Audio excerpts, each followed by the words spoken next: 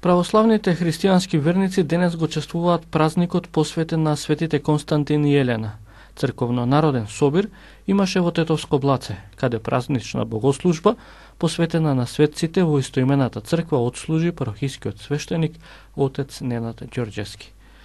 Свештеникот во празничната беседа ги потсети верниците на подвигот на светиот Константин, кој важи за првиот благочестив цар. Цар Константин во 313 година го издал познатиот знаменити Милански едикт, во кој објавил царска наредба да престанат сите гоненија врз христијаните во Римското царство, кое траело веќе 3 века и однело десетици и десетици илјади христијански животи. Така цар Константин со својот едикт заправо објавил да мачениците со силата на крстот Христов ги победиле своите мачители и да христијанството победило кое до тога се сметало за непобедливо. Победувајќи ја војската на градот Визант, цар Константин поведен со Божја промисла во 330 година на Босфор изградил престолен град на Римското царство и го нарекол Константинопол или Константинов град. Основањето на источната престолнина започнала 1000 годишна историја на Ромејското царство или Византија, преку кој словенските народи, а меѓу нив и нашиот свет македонски род, дошол до христијанство како црква христијанска и држава. Тие години цар Константин паднал во постела совладан од тешка болест. Паганските жречеви бајачи му советувале на царот како лек од таа болест да се капе во крв од заклани деца. На тоа светиот цар Константин го одбил и тога чудесно му се јавил свети апостол Петар и му рекол да го поваре епископот Силвестер и дека ќе биде излекуван од таа страшна болест. Царо Константин се потрудил, го пронашол епископот Силвестер, кој потоа го поучил светиот цар во верата Христова, го крстил и веднаш после крштението царот се излекувал од болеста. Кога во црквата е настанал смут раздор заради еретикот Арие кој богохулел и го спорувал божеството на Христос Синот Божи, Богочовекот, и со тој оспорувал основната вистина на христијанството, верата во Света Троица, царо Константин во 325 година го свикал првиот Вселенски собор на црквата во Никеја, каде Ариевата ерес била осудена, а православната вера утврдена во векови преку символ на верата која целата православна црква до ден денеска ја исповеда. Потоа во црковниот двор парохискиот свештеник отец Ненад Ѓорѓевски одржи мал водосвет и го прережа славскиот колач на кумовите на годинешната прослава, членовите на семејството на Душко Костовски. Парче од славскиот колач со париче најде Ивона Трпевска, со што стана кума за прославата за наредната година. Јас сум Ивона Трпевска, од Ратем, жена сум тука во Блаце. По втор пат доаѓам, а за прв пат ми паѓа паричката и многу сум пресречна. Црквата посветена на светиот цар Константин и неговата мајка Елена е возобновена во 1993 година, а 5 години подоцна и осветена. Од тогаш ова место представува средиште за празнично црковни народни собири. Манастирот е изграден на старите темели на стар манастир овдека кој постоел порано, бидејќи селото било лоцирано во овој дел горе и манастирот бил тука. Сега моментално овој манастир го користиме за венчавки, крштевки и претежно за убави работи. Значи, денеска го прославуваме денот. Ова е едно прекрасно место, значи посетено е добро. Секој ден, значи овдека младите идат, тука е изворот со вода за целото село кое се снабдува, базент исто наместен за младите да уживаат овдека. Таму имаме тарпезарија, значи уредена убаво со маси кои претежно у вечерните часови децата го поминуваат овдека времето. Кумовите и црковниот одбор приредија празнично братско-сестринска трпеза на љубовта. Црквата Свети Константин и Елена е една од трите селски цркви во Тетовско Блаце.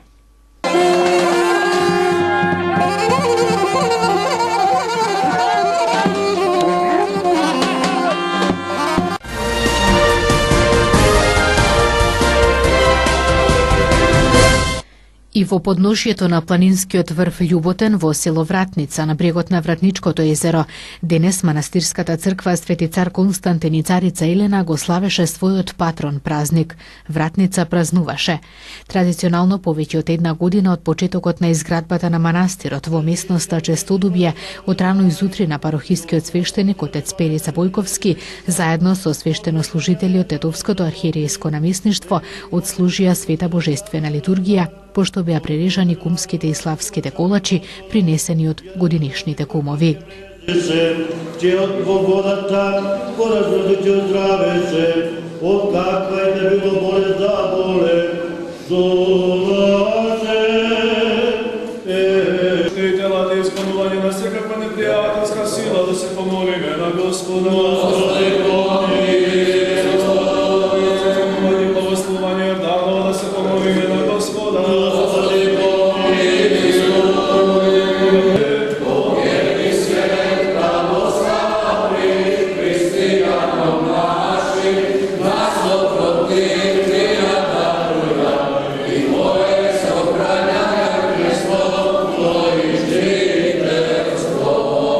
Мештани од ова и од околните села, како и селеници од диаспората во зависност од своите можности со парични средства помогнале за ова црковно светилиште да го добие финалниот облик, а во план е да се изградат и летниковци во близина на манастирот, се со цел да се врати некогашниот живот на ова место каде што никогаш постоела црква. За организација на празникот не е заслужен само црковниот одбор, туку се вклучува и поголемиот дел од цеваните на Вратница.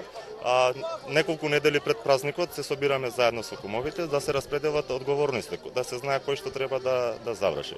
На неколку дена се бевме собрани за организација за да се исчисти овој простор тука. Битно е да се каже дека во иднина планираме изградба на некои летниковци, затоа што може да видите местото е полно со зелениво и може да се искористи за излети, слични работи. Има 9 кумови, тие се избираат по пат на Кршења Ковач, кај што има париче. Таму, значи, на среќа.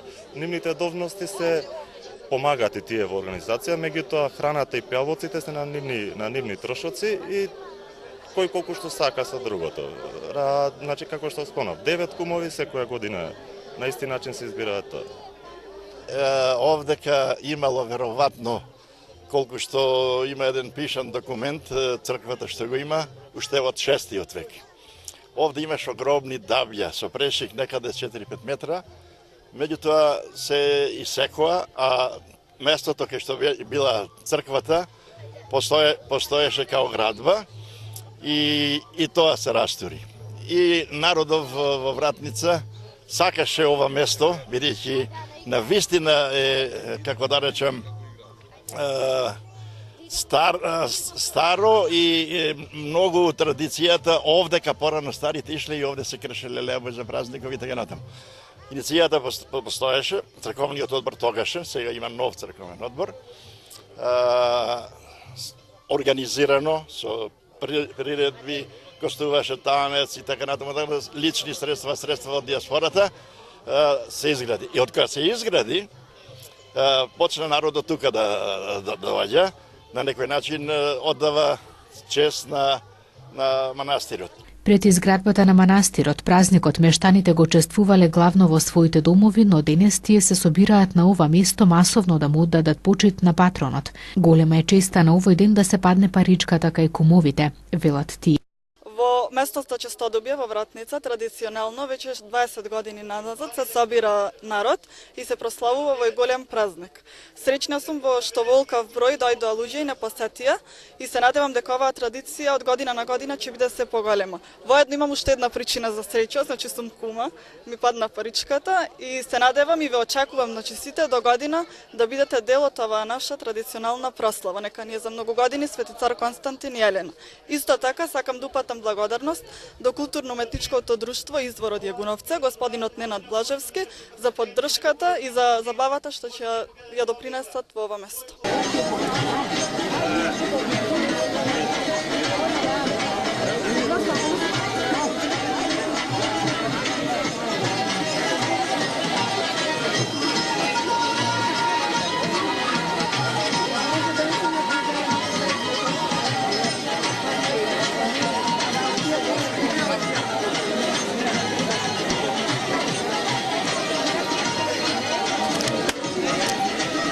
Смо Тетово и свака година идемо тука, многу е убаво, немам што да кажем друго. Супер е све.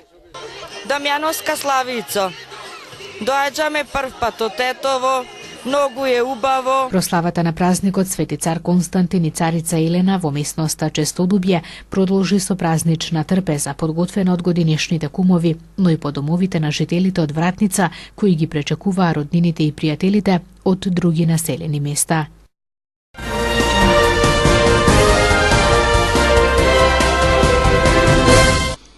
Министерството за внатрешни работи во билтенот на случувања бележи приведување на 6 лица од повеќе места во Тетовско, откако претходно било пријавено пукање во близина на тетовското село Јелошник. По пријавата, полициските службеници кај Јелошник околу 1 часот утринава во полициската станица за граничен надзор Рогачево ги привела ФШ 32 години од Слатина, МА 44 години од Доброште, ЈИ 27 години од Селце, АМ 27 години од Тетово, ЛА 19 години од Требош и АО 34 години од Порој. При тоа, кај ФШ бил пронајден пиштол и 2 рамки, од кои едната празна, а другата со 15 куршуми, за кои не поседувал соодветна документација. На местото биле пронајдени и 12 чаури. За настанот бил известен јавен обвинител. Сега се преземаат мерки за целосно расчистување на случајот, соопшти денес Министерството за внатрешни работи.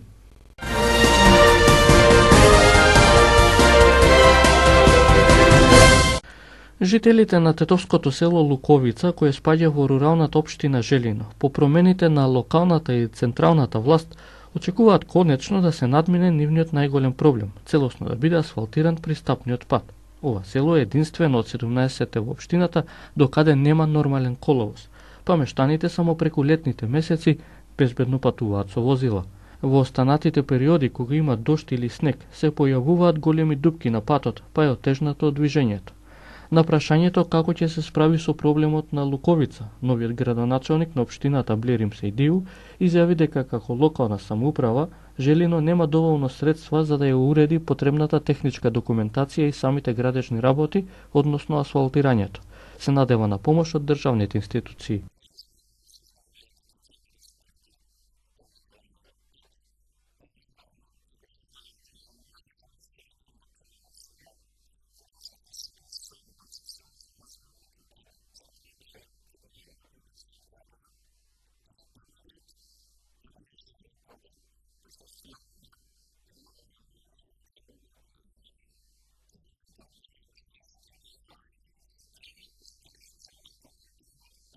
Министерот за транспорт и врски Горан Сугаревски, кој во една прилика ја посети општина Желино за увид на други инфраструктурни проекти, посочи дека локалната самоуправа има надлежност за помали патни правци.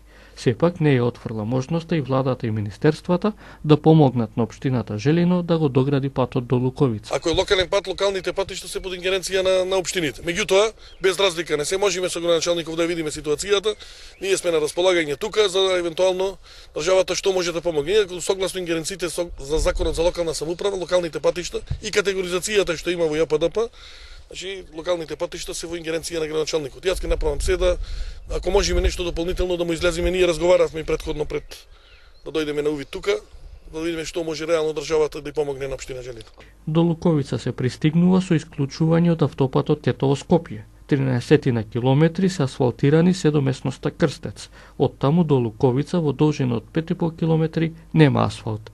Поради лошите инфраструктурни услови, во селото станале да живеат неколку десетици луѓе.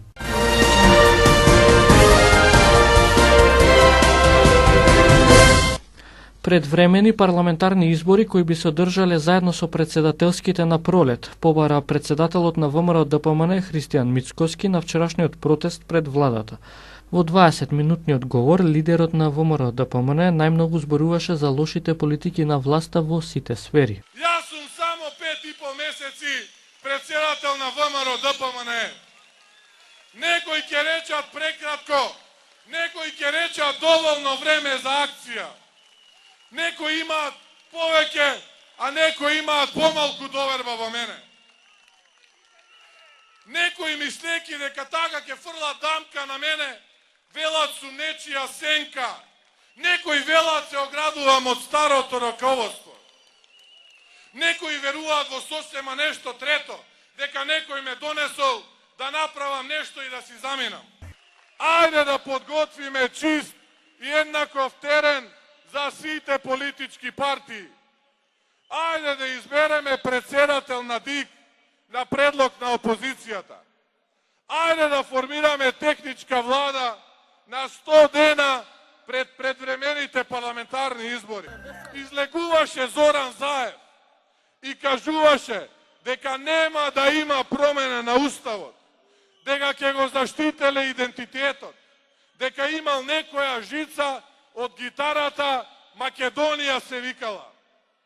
Како поминува времето, како поминало времето, гледам дека не само што ќе ја искине жицата, туку и гитарата сака да ја испогани и искрши на парчиња.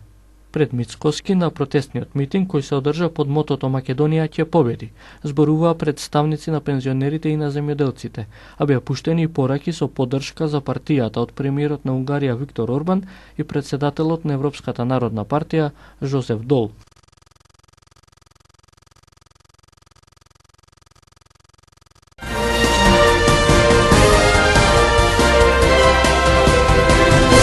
Споменикот Воин на конј и порта Македонија седи во градби и затоа треба или да бидат отстранети или да бидат легализирани, вели председателот на Асоциацијата на архитекти Мартин Пановски, кој беше дел и од Комисијата за анализа на Скопје 2014 во неделното интервју на Радио Слободна Европа. Целосното интервју ќе се емитува со почеток од 19 часот на програмата на телевизија КИС.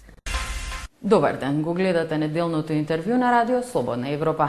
Наш денешен гостин е председателот на Асоциацијата на архитекти Мартин Пановски. Господине Пановски, член сте на Комисијата за анализа на проектот Скопје 2014. До кои сознанија до сега дојдовте? Мислам дека во сите досегашни анализирани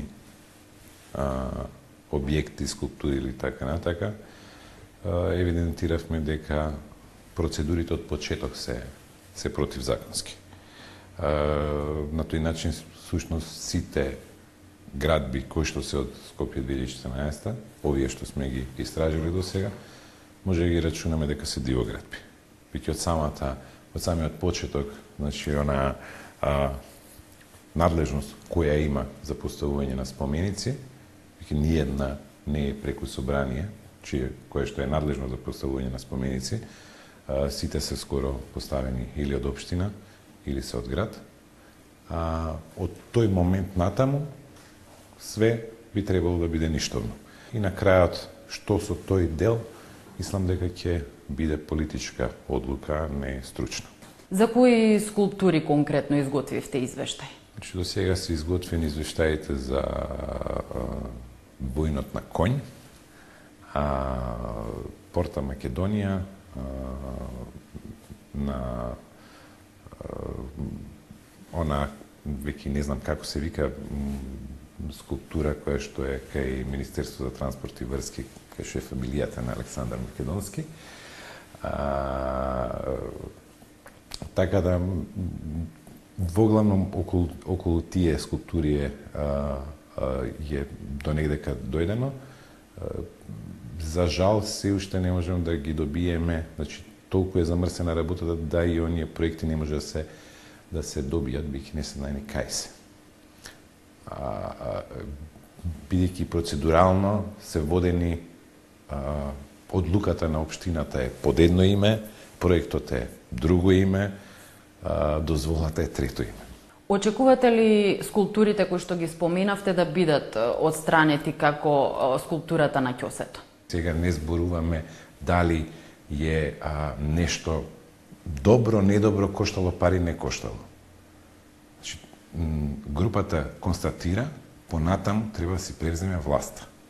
Морат во оваа земја да почнат да се почитуваат законите. Почитување на законите значи, доколку евидентирате дека нешто е дивоградба, колку и да е добро, вие по службена должност, како градоначалник, мора да го отстраните.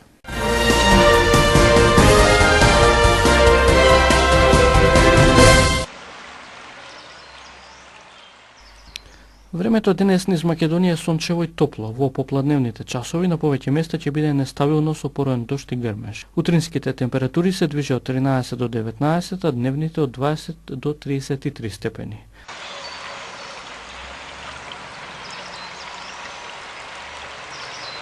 За утре управата за хидрометеоролошки работи предвидува слична временска прогноза. Сончево и топло со попладневни можности за дожд. Минималните температури се од 9 до 16, а дневните максимални од 26 до 34.